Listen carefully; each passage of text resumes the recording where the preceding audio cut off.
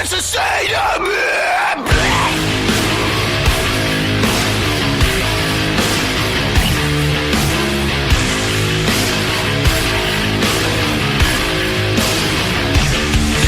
Yo, this is Big Baby Dozer. I just want to give a shout out to my boy Notorious B.I.G. A shout out to my dude Chris Farley. Domofino. A shout out to John Candy. Elvis, that dude got fed too, man. And what's that funny guy Jonah Hill? I need to give a shout out to my dude Phil. That's a Bam's dad. Oh, Don Vito, that guy's so weird. Oh, I need to give a shout out to my dude Big Black. A shout out to my Philip Preston Lacey. All the big black boys at Bismarck. Which them dudes are messengers. Oh, give a shout out to my dudes at Strength and What Remains. What about my dudes in Donnybrook? Those guys in full-blown chaos. A shout out to my boys in Mad Ball. What's them dudes? Greeley Estates. Them dudes ain't fat, but they sure are funny. Yo, I need to give a shout out to all those crazy kids from all over the world at places I ain't never been to. All the Eskimos, all the Munchkins, all you crazy fellas. Yo, Big Baby Joe's a one love. I need to give a shout out to all the submarines. All you guys down there playing music in the submarines. It's traveling music. All the babies playing hopscotch and myself.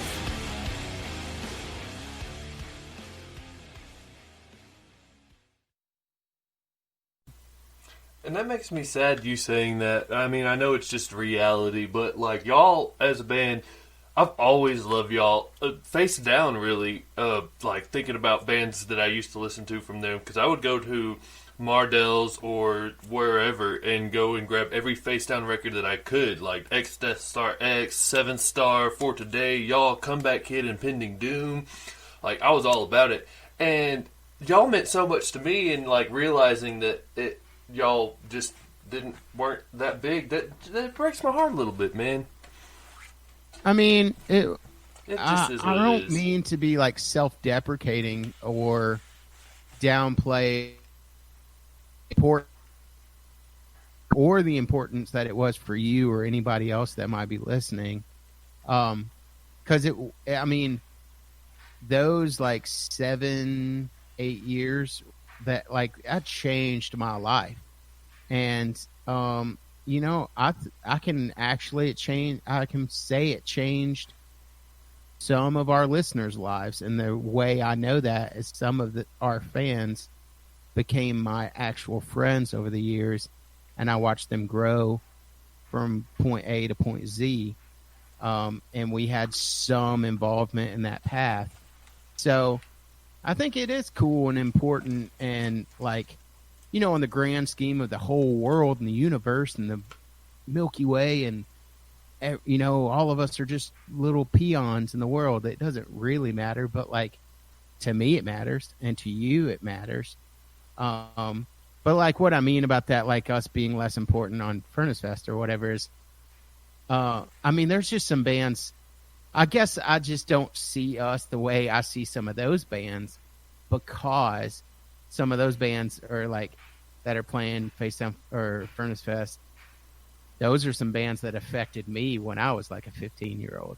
You know what I mean? So like, I probably look up to them the same way that some people might look up to us, I guess. Oh my gosh. I'm looking at this lineup right now and I'm blown away. I see exactly what you mean. Yeah, it's insane. You know, I mean, it's you know, Oh. not making it about money or anything, but I'm sure there's like so much money being spent on that, you know, on that amount of talent. Because like, it's just like I was saying before about how like it'd have to financially make a lot of sense for us to fly to Colorado and play a show. You know, I'm not looking at the lineup right now, but I have seen it. Like, you know, the majority of every band playing on that festival are legacy, like bands that aren't bands anymore, that are getting together for that show. So those are all dudes that have to fly all over the place to practice and then fly there to play the show. Their families are probably coming, like, because everybody's like now in their 30s and 40s, and like, you know, that's just, there's just probably so much money tied up in that festival that us not getting accepted to play is like totally kosher, and I get it, you know. But I'm planning on trying to go. It's hard for me to want to spend $200 or $300 on any show, any festival. I'm not like, I'm trying to think of like my favorite band in the world. I wouldn't pay $100 to go see almost anyone play. Yeah. But to think about going, this is not just going to see a band play. This is like going back in time. Yeah. To go to another world that I used to be an 18-year-old kid that would go to shows and sing every single word to every band. That's what that weekend's going to be like. So I might go. We'll see. I've got goosebumps at the fact that Showbread's going to be there. Like, I have not heard those guys in so long. I have a tattoo of their logo, actually. I don't know if you've ever heard Showbread, but they jam. Yeah, dude, Raw Rock. Yeah, Raw Rock lives.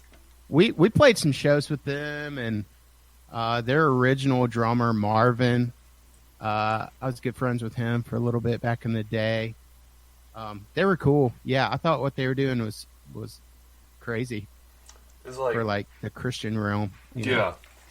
And so for I guess this is on topic, but maybe a little off topic. But for you as a vocalist, when you started to want to be in a band, who or what bands did you hear that made you say, that's what I want to do? I don't want to practice guitar. I want to scream into a microphone and get spit all over people's faces while they're beating each other up. It didn't go as smooth like that. Like, I didn't like hear screaming and go, I want to be a screamer. Like, I played drums and guitar and stuff when I started out, you know, in my musical path or whatever. And I was like playing guitar in bands, and we, you know, I kind of, you know, started out playing like rock and pop punk and that kind of stuff, and like getting heavier and heavier. And I was always routine is when I started getting into like hardcore and metalcore and metal. And so, but it was probably more like, I was probably like 16 or 17 before like I got my first like heavy band going. Maybe even 18. But like it wasn't like I like wanted to be a vocalist and hold a microphone and scream. I liked playing guitar, but like the band that we had going, there just wasn't anybody that was really willing to do the screaming, I guess. So I was like screaming and playing guitar for the longest time, and then eventually it just made way more sense for us to have a guy holding a microphone and be more energetic with the crowd, I guess. And this guy Matt that I was in a band, there was this kid Matt that always hung out with us, and he started playing guitar, and I just started holding a microphone. But that's how that progression worked. But when I started screaming, my like favorite vocalist was probably Dan from Zayo. That like when I very first started screaming, that's like what I sounded like. That super like high pitched, raspy, like Zayo, like Carcass, that kind of thing. Yeah. So that's who I wanted to be, was like to have that style vocals. And so the first couple bands that I screamed in was that way. And that's what I sounded like. And then I toured for a little while in a band, and we, you know, broke up, and I was like, you know, maybe in my early 20s, and decided like, oh, it's time to get a job. So that's when I started working for that online merch company I was talking about, Zambui.com. And so I wasn't in any bands for like a couple years, or I played in a couple bands playing guitar, but I wasn't screaming anymore. Anyway, Plea asked me to join their band, and a couple things happened. I get in their band, and I had lost that whole metal sounding, like metallic Zayo sounding scream that I used to do, and I could not do that anymore. That's the reason they asked me to be in their band, was because that's how I used to sound. And when I joined Plea, like, I'd lost that, and when I relearned how to scream, it was the more like hardcore mid-tone, mid-range thing that you know me for now. Yeah. And I don't know if the lyrics were always like that, but listening to I can't remember the name of the album, The Marriage Between Heaven and Hell. I listened to that. The first time I listened to that, I heard lyrics from you from a song saying, I think, if I were God, you'd all be dead. Did something just make you mad, or had your writing style always been like that? I changed a lot through the years, for sure. I mean, like, Please started out as like we'll just say a Christian band. I feel like that's a loaded term, and we could have a whole podcast about what it means to be a Christian band. I always like to say Christians in a band, and right, instead of Christian band, because you can take a Christian song and make it about a girl sometimes. Sure. Yeah, but when I joined the band, John Wand, our bass player, was the predominant songwriter lyrically. So that first record that you like, Critique of Mind and Thought, the majority of those lyrics were John's. John was a real like metaphor, like guy who wrote a lot about the battlefield and that kind of thing, like spiritual warfare being like a battlefield kind of thing, Yeah. And so when I first joined the band, I was singing his songs for the most part. And Depravity, which is the record after Critique, is when I started writing the lyrics. And I'm just quite a bit more literal. I mean, there's still some metaphors in there and stuff, but like, I'm just not very artistic, I guess. Everything I write is very matter of fact, and this is what I'm thinking, and these are the words in my head, so they're on the piece of paper. It's a lot more blunt. That's a lot how I am.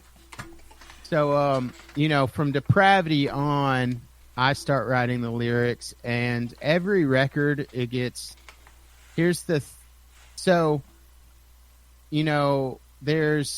many different types of Christian bands or Christians or what. Everybody's on a path, right?